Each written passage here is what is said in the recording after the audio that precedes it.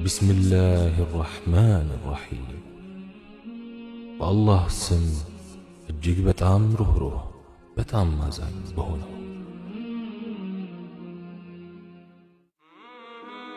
أيها الأحباب قضى الله وقدر ወዳጆቼ ሁሉም የሰው ልጅ በፈተናዎች እንዲያልፍ አላህ Subhanahu Wa Ta'ala ወስኖበታል። በተከበረው ቁርአኑም የአላህን Subhanahu Wa Ta'ala መሐላ ታክሎበት ሰውን ሁሉ በርግጥ በልፋት ውስጥ ሆኖ ፈጠር ነው ይላል።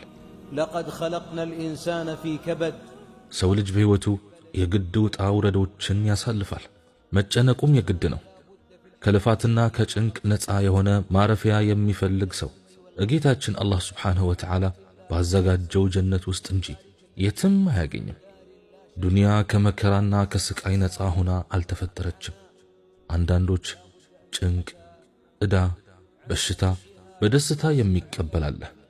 ልቡን አረጋግቶ አላህ Subhanahu Wa Ta'ala የጻፈውን በደስታ ይቀበላል። ይህች ዱንያ አላቂ መሆኗን አውቆ አኺራም ዘላለማዊ መሆኗን አምኖ ራሱን ያረጋጋል።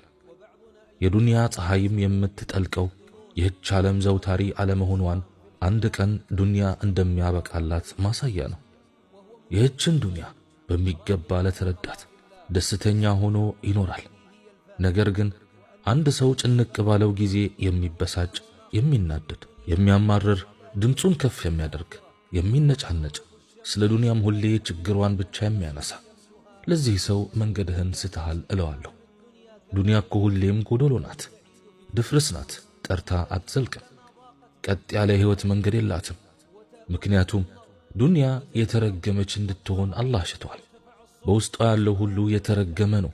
አላህን ማውሳትንና ዒባዳው ሲቀር አብዛኞቹ ጭንቅ ያላቸው በሐሳብ ውቅያኖስ ውስጥ የሰጠሙት በችግር የማቀቁት የዱንያን እውነታ ያልተረዱ ናቸው።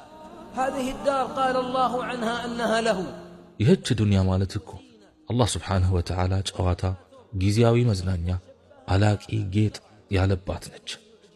ስለዚህ ወዳጆች ከመካከላችን ደስተኛው ማለት የዱንያን እውነታ ተረድቶ በውስጡ ያለውን ከባድ ህመም የሚታገስ ነው። የነቢያችን አለይሂ ሰላቱ ወሰላም ሙሐመድ ህይወት ተመልከት። ተራቡባት፣ በቅንጡ መኖሪያ ውስጥ አልኖሩባት። በህይወት እያሉ ሁሉም ልጆቻቸው ሞቱ ከፋጢማ በቀር። ከቀያቸው ተባረሩ፣ ባልደረቦቻቸው ተሰቃዩ። አጎታቸው ተገደሉ፣ ባልደረቦቻቸው ተሰደዱ። ሁሉም የዱንያ ችግር ተፈራረቀባቸው። ነገር ግን ተወዳጁ ነቢያችን አለይሂ ሰላቱ ወሰላም በዱንያ ላይ ሳሉ ውስጣቸው በእርጋታ የሰፋ ነበር። ምክንያቱም አላህ Subhanahu Wa Ta'ala ለወዳጆቹ ምንዳ እንድትሆን እንደማይፈልግ ያውቁ ስለነበር ነው። በመሆኑም የመሞቻ ሰዓታቸው ሲደርስ ሁለት ነገር አስመረጧቸው። እድሜያቸው እንዲራዘም ወይም አላህን እንዲገናኙ። ከዚያም የላይኛውን ወዳጅ ብለው መረጡ። አንዳንድ ሰው በዱንያ ሰበብ ብቻ ሸብቶና ባሳደረው ጭንቀት ህመም አደረበት። ለምን ብለህ ስትጠይቀው ዕዳ በዛብኝ፣ ልጆች አልሰማ አሉኝ፣ ብዙ በሽታ አለብኝ እያለ ምክንያት ይደረድራል። ዱንያ እንዲህ ናት ወዳጄ። አላህን በሰላም እንድታገኝ ከፈለክ ስቃዮቿን ታግሰህ እለፍ።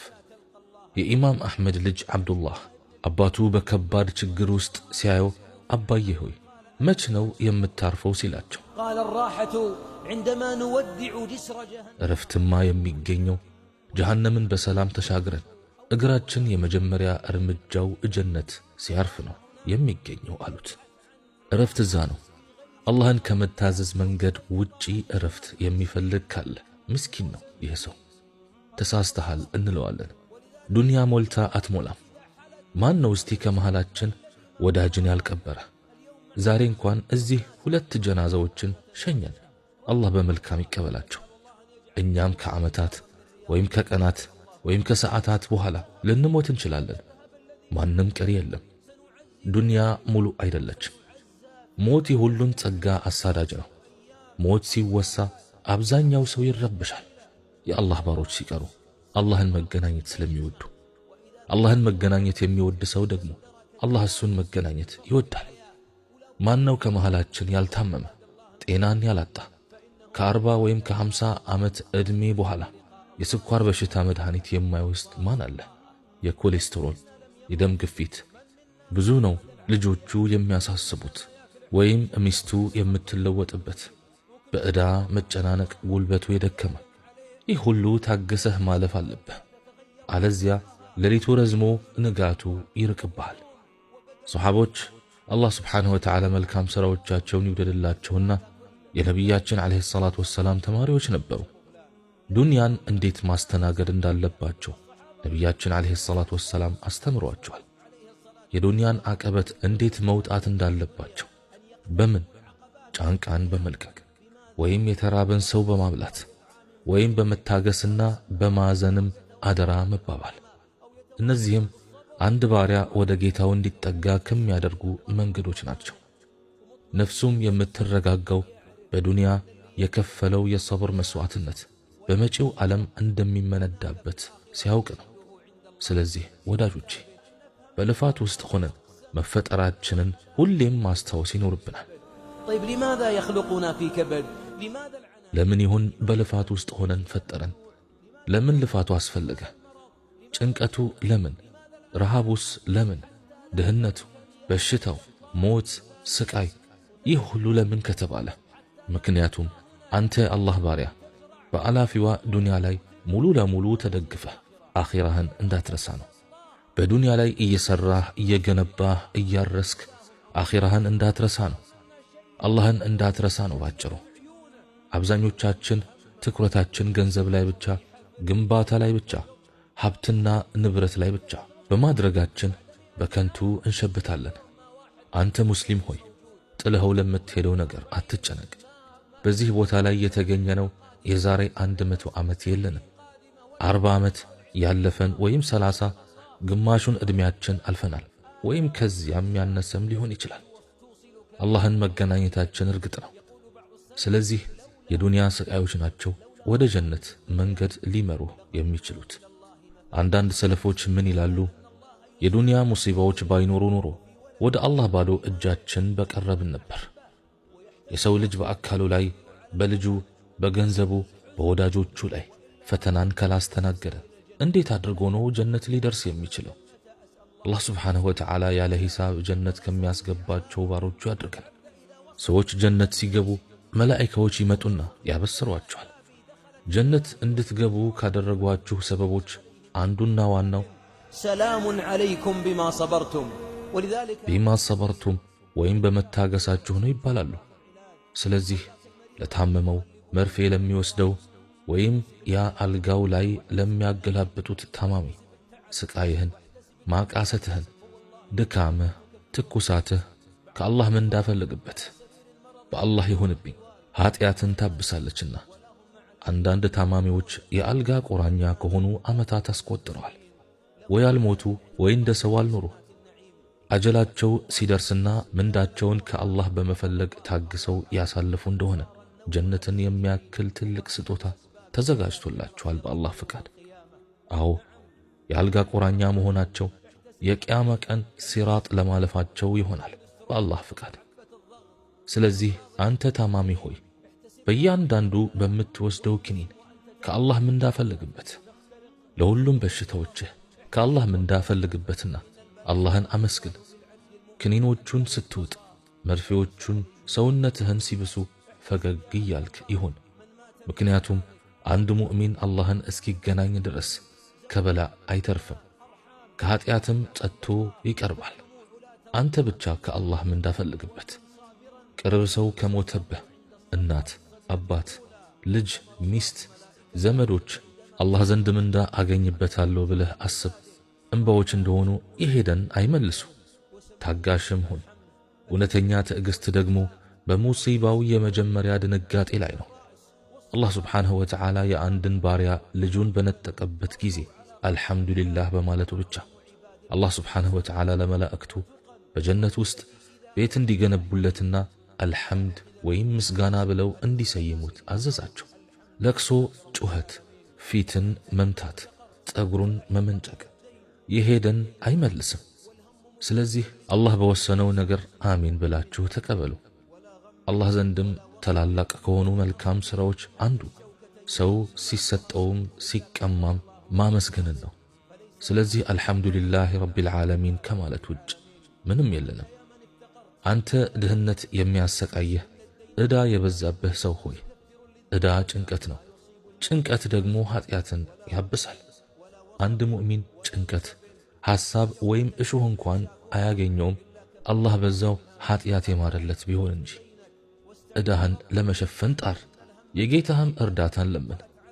ጉልበትህን የጨረሰው ጭንቀትህም ኦህ ማለት አያስወግደውም፣ ትካዜ አያነሳውም። ነቢዩ ዓለይሂ ሰላቱ ወሰላም አንድ በዕዳ ጭንቅ ተውጦ አዩትና ተነስና እንዲህ በላሉት፣ اللهم اكفني بحلالك عن حرامك አላህ ሆይ በሐላልህ ከሐራምህ አብቃቀኝ፣ በትሩፋትህ ካንተ ውጭ ያሉ አካላትን ከመጠየቅ አድነኝ። እነኚህ ሐዘኖችንና ወንጀሎችን እንደሚያብሱ እወቅ። አንተም ቀጥ ያላሉ ልጆች ያሉ ሆይ ምስራቅ ብትላቸው ምዕራብ የሚሉ፣ ስገዱ ስትላቸው አልሰማ ያሉ፣ አምሽተው ሲመጡም እበሩ ላይ ቆመህ የምትጠብቃቸው፣ ስትመክራቸውም ድምፃቸውን ከፍ የሚያደርጉብህ፣ ዱዓ ስታደርግላቸውም ጀርባቸውን የሚሰጡ፣ ታገስ።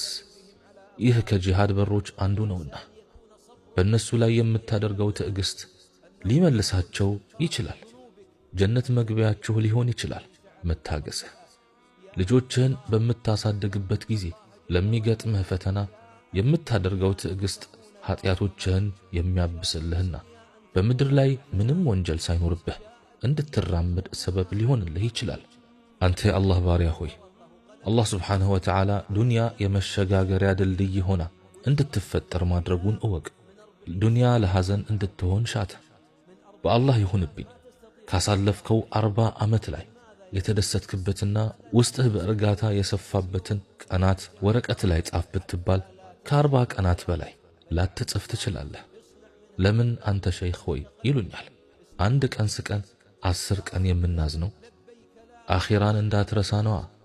ስለዚህ አንተ የአላህ ባሪያ ሆይ ተገለባባጭ ከሆነው ቀልብህ በአላህ መንገድ ላይ እንዲጸና አድርገው።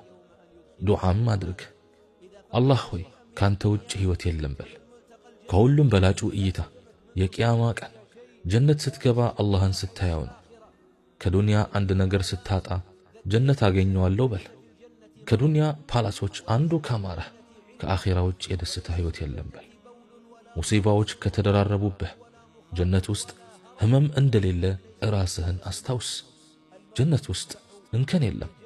ጀነት ውስጥ ሽንትም ሰገራም ላብም ንፍጥም እርጅናም የለም፣ ሞትም የለም በል። ሞት በጀነትና በጀሃነም መካከል ሆኖ ይታረዳል። ከዚያም ለጀነት ነዋሪዎች ዘለዓለማዊ ሆናችሁ ትኖራላችሁ፣ ሞት አያገኛችሁም ይባላሉ። ለጀሃነም ነዋሪዎችም እንዲሁ ይባላሉ። አማኝ ድሆች የቂያማ ቀን ከሀብታሞቹ በ500 ዓመት ቀድመው ጀነት ይገባሉ። ይህች ጊዜያዊ መኖሪያ የሆነችዋን ዱንያ አላህ ስብሓንሁ ወተዓላ ለነቢዩ ሙሐመድ ዓለይሂ ሰላቱ ወሰላም ምንዳ እንድትሆናቸው አልፈለገም። ስለዚህ በሷ ላይ አትደገፍ፣ ብዙም ሀብት ባገኙትም አትቅና። ይህ ማለት ግን አትስራ፣ አታግባ፣ አትኑር ማለት አይደለም። ነገር ግን ሙሉ ለሙሉ ቀልብህ አትስጣት፣ በእጅህ ውስጥ አድርጋት ለማለት ነው። አላህ ስብሓንሁ ወተዓላ መጨረሻችንን በደስታ ያሳምርልን፣ ተደስቶብን እንጂ ሩሓችንን እንዳይወስዳት። ሟቾቻችንም ይማርልን፣ ታማሚዎቻችንንም ያድንልን፣ በላእ የደረሰባቸውን በላኡን ያንሳላቸው፣ አኼራችንም ከዱንያችንም የተሻለች ያድርግልን፣ በነቢያችንም ላይ ሰላምና እዝነት ያውርድ። ወሰላሙ ዓለይኩም ወረሕመቱላሂ ወበረካቱሁ።